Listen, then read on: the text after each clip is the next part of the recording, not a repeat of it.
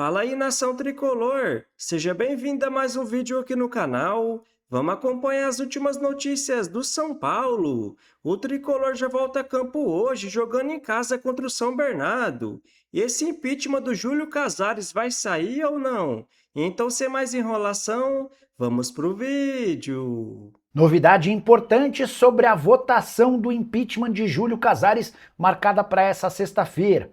O presidente do Tricolor tentou, sem sucesso, derrubar uma liminar que mudou as condições da reunião. Só para lembrar, 57 conselheiros do São Paulo haviam pedido essa reunião para votar o impeachment do Júlio. Ontem, Aires de Abreu, presidente do Conselho Deliberativo, determinou que a votação aconteceria apenas de forma presencial e que, para que o Júlio fosse excluído do clube, haveria necessidade de 191 votos a favor do impeachment.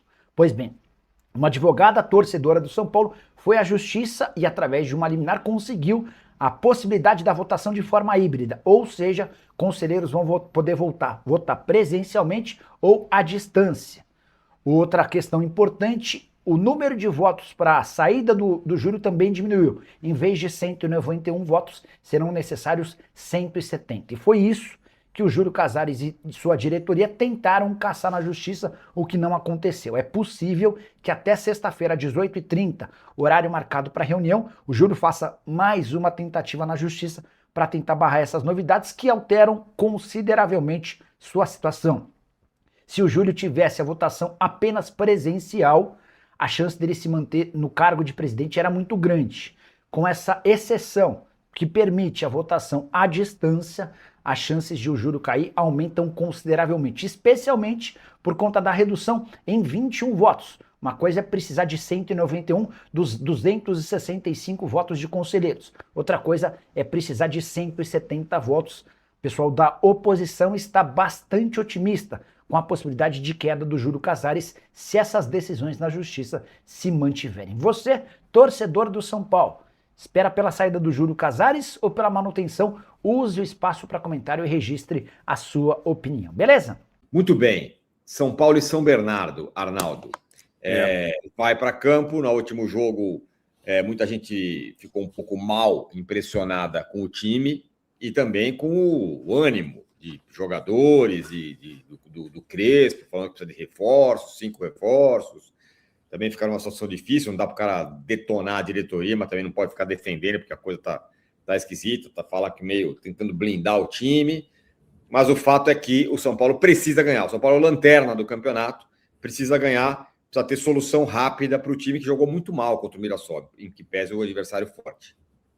Pois é, né, Tirone? Talvez seja essa partida contra o Mirassol, a primeira do campeonato, um marco de uma mudança da vibe do torcedor em relação ao Crespo, né? Foi a primeira vez que a gente sentiu isso, que mesmo com todos os problemas, mesmo sabendo que ele está largado lá no CT, saiu a direção de futebol, Muricy de licença médica, trocando médico, pouco reforço, mesmo com tudo isso, e de fato é um cenário, mesmo com salário atrasado, de fato é um cenário que qualquer treinador teria dificuldade para trabalhar, as atenções sobre ele para o jogo, desde as ressalvas táticas de alguns, mas sobretudo o comportamento, o jeito de mobilizar o time, a entrevista depois do jogo, em que aquele sincericídio com vigor deu lugar a uma certa apatia, isso levantou a interrogação da galera. Nós que somos normalmente contra a troca de treinador em momentos inadequados, como esse, um jogo depois da prática, a gente já notou, né? A gente já sentiu o cheiro de uma coisa. E acho que o Crespo, com nenhuma alteração em relação ao contexto do jogo de domingo, ele vai ter que mostrar uma reação na volta dele ao Morumbi na quinta-feira contra o São Bernardo. Uma reação, pode anímica. ser anímica, sobretudo. Enfim, tá na mão dele antes que a batata asse, porque ninguém vai compreender. O treinador, ele sempre fica no alvo. E, de certa forma, mesmo com todo esse contexto maluco, ele está sob pressão nesse início, já no segundo jogo. Tem treinador no Campeonato Paulista que já caiu, mas de outros times. Mas o Crespo já no segundo jogo está pressionado a despeito de tudo que está acontecendo, minando o trabalho dele, claro. Agora é o fogo amigo, né? Empresário de Lucas, mandando mensagenzinha cifrada no primeiro jogo do campeonato também, meu. Empresário, vou te falar, viu, cara? O time numa puta pindaíba, diretoria quase indo presa, um monte de coisa acontecendo. O cara vem com um tempinho para falar, não gosta de jogador, da expõe, não sei o quê. E aí já virou qualquer coisa. Não, o elenco não gosta do cara. É engraçado com essas coisas ruins, né? Até ano passado o cara que os 10 jogos seguidos era um gênio. Agora o elenco não gosta do cara. Exatamente. É duro também, viu? Enfim, duro. Se essa galera não remar todo mundo pro mesmo lado, torcida inclusive, que a gente vai falar aqui, aí tá mais frito ainda. Já tem uma diretoria que é contra o time.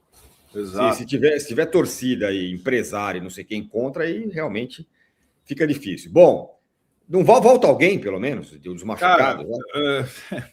Não, dos machucados, aqueles que estavam fora da lista de relacionados, incluindo o Enzo e o Caleri, né, que foram, não digo que em cima da hora retirados, mas não foram incluídos, né, que fizeram as operações no final do ano passado, além dos 3 que voltaram ao campo para alguns exercícios mais leves na semana, o André Silva, o Rian e o Luan, esses 5 estão descartados. E tem um sexto, né, desfalque, que é o Mike, que acabou suspenso pelo cartão vermelho que você considerou lá, todo mundo considerou um pouco exagerado na parte do Candançã contra o Mirassol. O Mike jogaria contra o São Bernardo.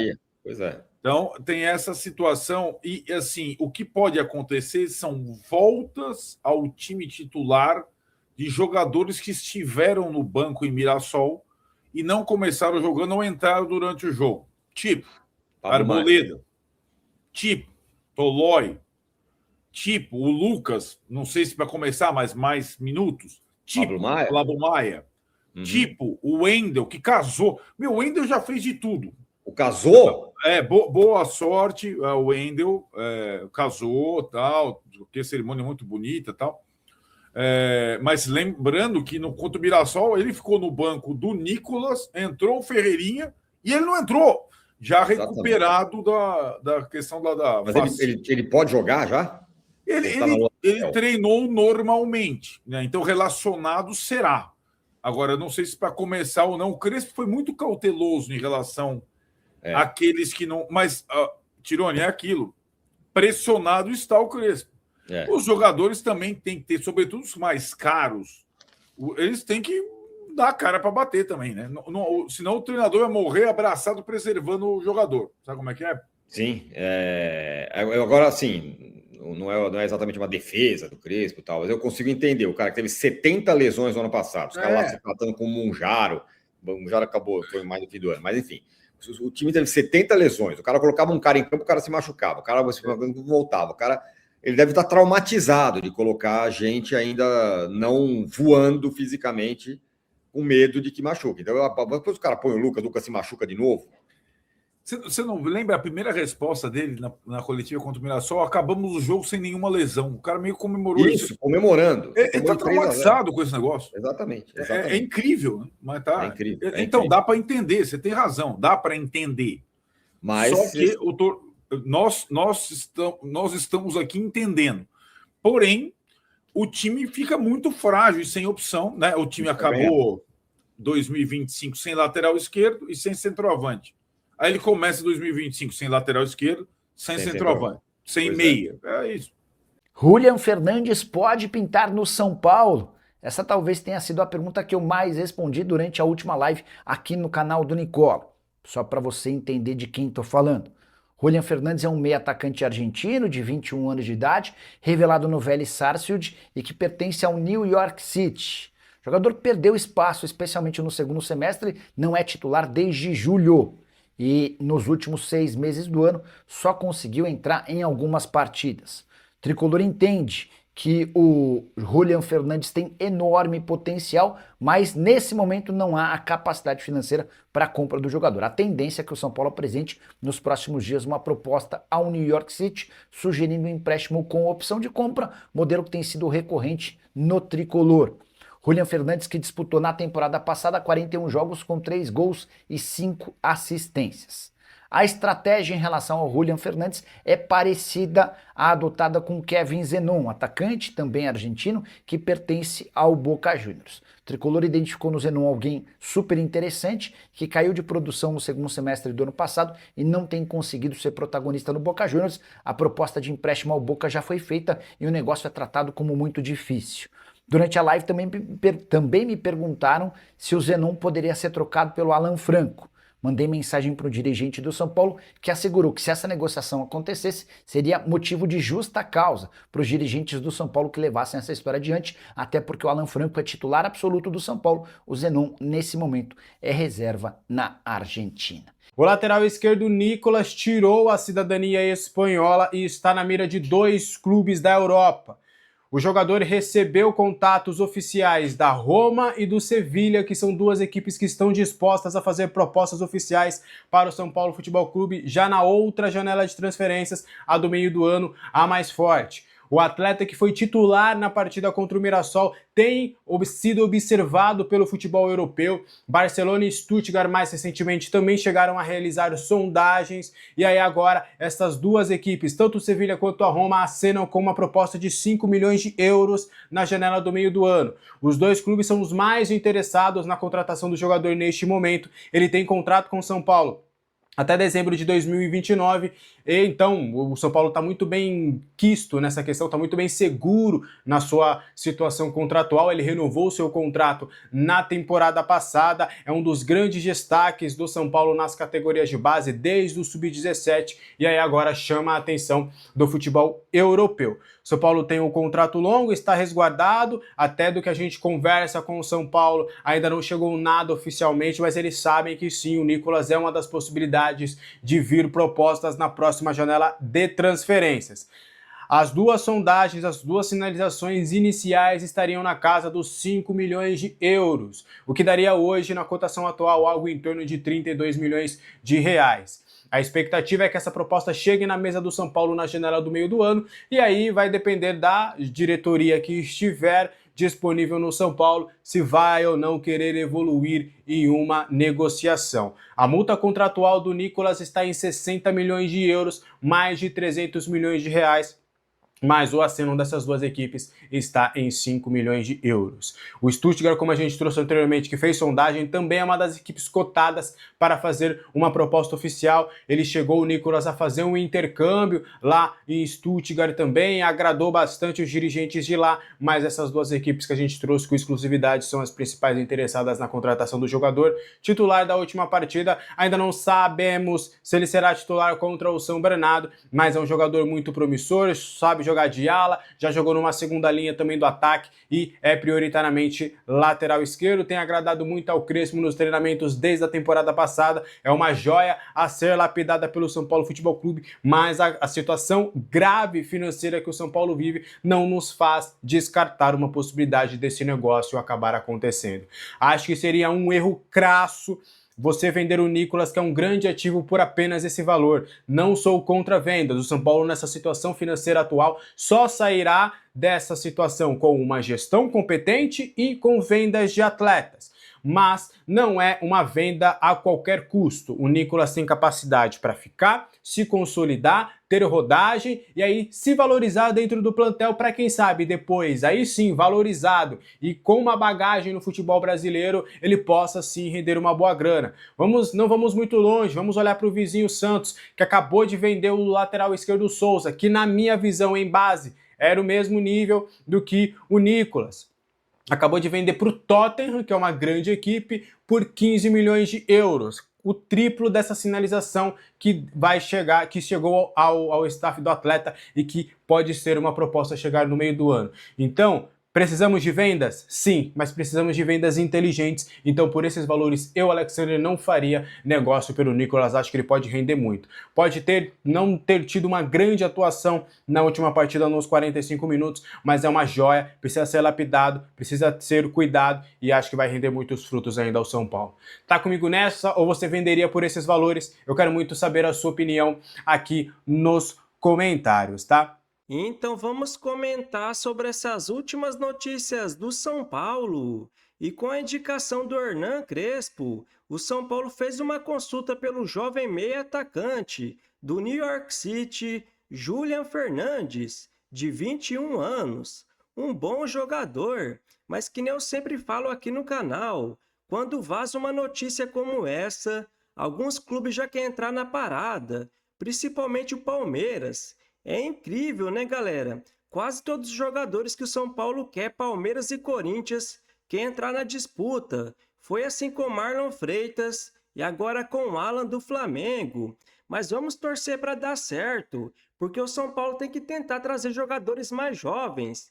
Do que adianta ficar trazendo esses veteranos para o elenco, que estão livres no mercado, mas ganham alto salário, direito de imagem, mais luvas e só fica machucado.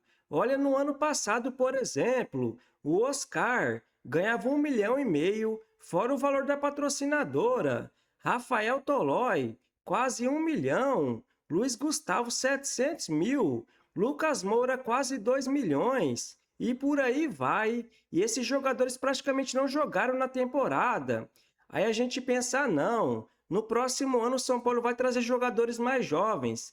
Aí fecha com Danielzinho, Lucas Amão, Dória, bons jogadores, só que com 31 anos de idade. Será que eles não vão sofrer tanto com lesões, como foi os jogadores no ano passado?